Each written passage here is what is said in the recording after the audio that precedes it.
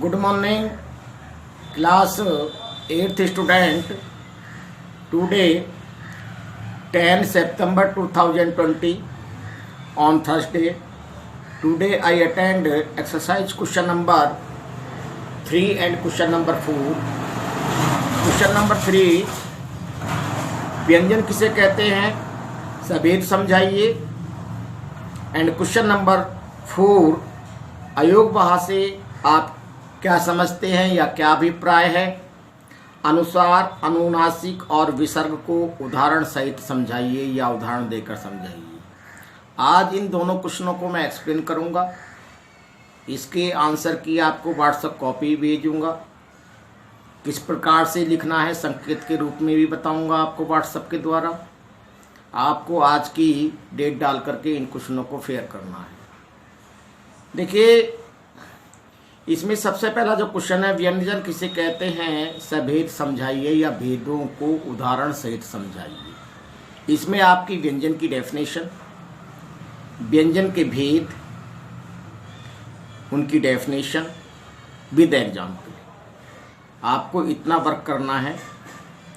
सबसे पहले आती है व्यंजन कि व्यंजन से आप क्या समझते हैं, अर्थात व्यंजन की परिभाषा.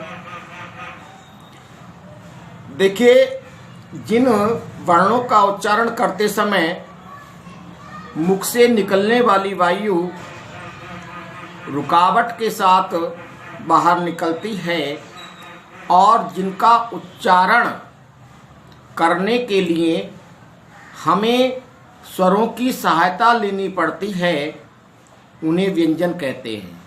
दोबारा सुन लीजिए. जिन वर्णों का उच्चारण करते समय मुख से निकलने वाली वायु रुकावट के साथ निकलती है और जिनका उच्चारण स्पष्ट रूप से उच्चारण करने के लिए हमें स्वरों की हेल्प लेनी पड़ती है, सहायता लेनी पड़ती है, उन्हें व्यंजन कहते हैं. या आप ऐसे भी कह सकते हैं, ऐसी ध्वनियाँ जिनका स्वतंत्र रूप से लेखन संभव है, ऐसी ध्वनियाँ जिनका स्वतंत्र रूप से लेखन संभव है परंतु उच्चारण के लिए स्वरों की सहायता लेनी पड़ती है, उन्हें व्यंजन कहते हैं. दो डेफिनेशन बताई और दोनों समझता हूँ कि समझ में आ रही होंगी. इसके बाद इसमें आता है, इसकी थ्योरी में, व्यंजन के भेद या व्यंजन के प्रकार. इसमें व्यंजनों के मुख्य रूप से 3 भेद हैं. कौन कौन से 3 भेद हैं? नंबर 1 स्पर्श व्यंजन, नंबर 2 अंतस्थ व्यंजन और नंबर 3 ऊष्म व्यंजन. अब इनकी डेफिनेशन आपको लिखनी है और विद एग्जाम्पल लिखना है. इनकी संख्या बतानी है कौन कौन सी है. तो सबसे पहले आप व्यंजनों के भेद में स्पर्श व्यंजन. स्पर्श का सामान्य अर्थ है छूना या स्पर्श करना. जिन वर्णों के उच्चारण में जिह्वा, जो टंग है, मुख के विभिन्न भागों का स्पर्श करती है, वे स्पर्श व्यंजन कहलाते हैं. दूसरी लैंग्वेज में हम ये कह सकते हैं कि जिन वर्णों के उच्चारण करते समय जिह्वा मुख के अंदर विभिन्न भागों से, विभिन्न हिस्सों से टकराती है, वे स्पर्श व्यंजन कहलाते हैं. ये कैसे मैं तक जो वर्ग हैं, उनके अंतर्गत आने वाले सभी व्यंजन स्पर्श व्यंजन हैं. अर्थात इसके 5 वर्ग होते हैं. ये स्पर्श व्यंजन कहलाते हैं. कै वर्ग, इसके अंतर्गत कै, खे, गे, घे, अणे. जय वर्ग, चे, छे, जे, झे, अणे. पै वर्ग, टे ठे डे ढे अणे, ते वर्ग, ते थे दे धे ने, और अंतिम वर्ग आता है पे वर्ग, पे फे बे भे और में। प्रत्येक वर्ग में 5 व्यंजन हैं, 5 वर्ग हैं, इसलिए इनकी जो संख्या है स्पर्श व्यंजन की वो 25 है, 25 है। अब स्पर्श व्यंजन के विषय में हम दूसरी डेफिनेशन भी दे सकते हैं, इसे भी आप सुन लीजिए। जिन वर्णों का उच्चारण करते समय श्वास वायु कंठ होठ जिह्वा को स्पर्श करती हुई बाहर निकलती है उसे स्पर्श व्यंजन या उन्हें स्पर्श व्यंजन कहते हैं। इनकी संख्या 25 है। कै वर्ग में 5, चे वर्ग में 5, टे वर्ग में 5, ते वर्ग में 5 और पे वर्ग में 5। ये हुए आपके 25 स्पर्श व्यंजन। इसके बाद नंबर 2 में आता है अंतस्थ व्यंजन। इन व्यंजनों का उच्चारण करते समय जिह्वा मुख के किसी भी भाग से पूरी तरह नहीं छूती या स्पर्श नहीं करती।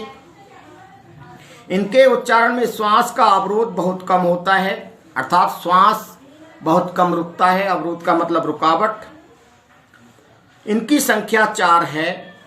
ये, रे, ले, वे। इन सब के नीचे हलंत लगा हुआ है। इसका मतलब ये है जिन वर्णों के नीचे हलंत लगा हुआ है आपको समझ लेना चाहिए कि ये स्वर विहीन व्यंजन हैं। तो अंतस्थ व्यंजनों की संख्या कितनी होगी? 4। इसकी डेफिनेशन हम ऐसे भी कह सकते हैं, इन वर्णों का उच्चारण करते समय, किन वर्णों का? अंतस्थ वर्णों का उच्चारण करते समय जीभ मुंह के किसी भाग से को पूर्णतः स्पर्श नहीं करती, उन्हें अंतस्थ व्यंजन कहते हैं। इनकी संख्या 4 है। वही ये रे ले वे। इसके बाद नंबर 3 है आपका उष्म व्यंजन। उष्म का मतलब उष्मा, गर्म। जरा डेफिनेशन देखिए। इन व्यंजनों के उच्चारण में हवा मुख के विशेष भागों को स्पर्श करने के कारण गर्म हो जाती है, इसलिए इन्हें उष्म व्यंजन कहा जाता है। इनकी संख्या 4 है। शे, से, है। दूसरी तरीके से जिन वर्णों के उच्चारण के समय मुंह द्वारा वायु तीव्र गति से रगड़ खाने की वजह से गर्म होकर निकलती है उन्हें उष्म व्यंजन कहते हैं। इनकी संख्या 4 है। ये क्वेश्चन आपका कंप्लीट हुआ। इसके बाद एक्सरसाइज का नेक्स्ट क्वेश्चन नंबर 4। अयोग वाह से आप क्या समझते हैं या क्या अभिप्राय है? अनुस्वार, अनुनासिक तथा विसर्ग को सोदाहरण समझाइए। इसमें सबसे पहले आपको अयोग वाह की डेफिनेशन के विषय में समझाना है। इसके बाद जो आपका अनुस्वार, अनुनासिक आदि और विसर्ग आदि के विषय में समझाना है। सबसे पहले आपको ये समझना चाहिए कि अयोग वाह क्या है। अगर हम इसकी संधि विच्छेद करें तो अयोग वाह की संधि विच्छेद हो जाएगी ए जमा योग। ए माने नहीं, योग माने जोड़, अर्थात जिनका कोई जोड़ नहीं है, जिनका कोई संपर्क नहीं है, जिनका कोई लेना देना नहीं है। ना तो ये स्वर हैं, ना ही ये व्यंजन हैं, ना तो ये स्वर हैं और ना ही ये व्यंजन हैं।